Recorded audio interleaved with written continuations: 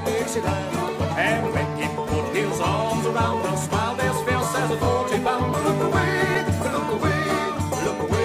Dixieland.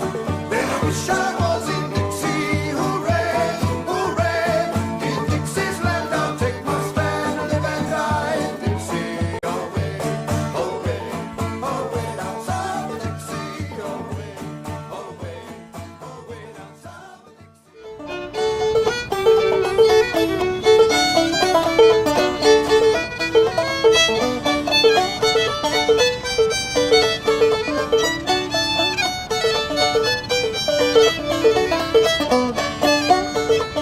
From the train, Chief in his temper and with the noise of the gathering crowd, he crushed John King flat as a pancake against the car, and John King died soon thereafter. Now Chief then took off. He went north on the railroad tracks. He went left on 5th Street, completely ignoring traffic signals. And he ended up on Church Street. And they sent the clowns out to chase him. And they also sent out Mary and another elephant named the Boy. And finally Mary catches up with Chief and whacks him several times with her trunk. And they're able to finally then shackle Chief and bring him back under control. So, my name is Mama Susie White.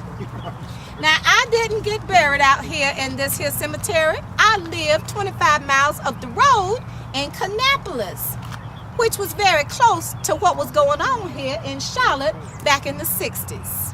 Now, 55 years ago, when my baby girl was just a little 1-year-old, there was a man by the name of Mr. Frederick Douglass Alexander. What a wonderful name. Beautiful. You would think that man must have been destined to be a part of history. So be careful what you name your children. Don't call them baby kids. If you want them to be known all these years later and people standing around talking about their wonderful work. So Mr. Frederick Douglass Alexander was the son of Zachariah Alexander, owner of Alexander Funeral Home, as well as a district manager for the North Carolina Mutual Insurance Company.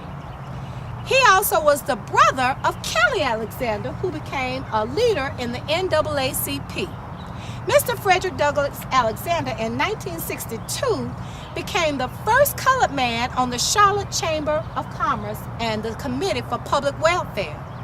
And 3 years later, Mr. Frederick Douglass Alexander ran and won a seat on the Charlotte City Council.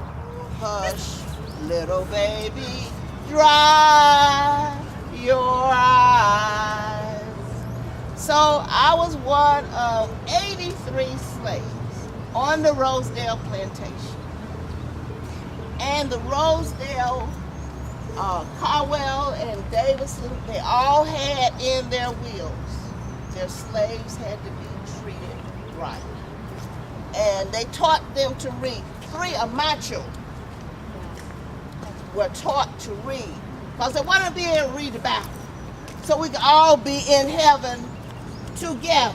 And the militia of Lexington and Concord, Massachusetts had broken out the month before, in April 1775.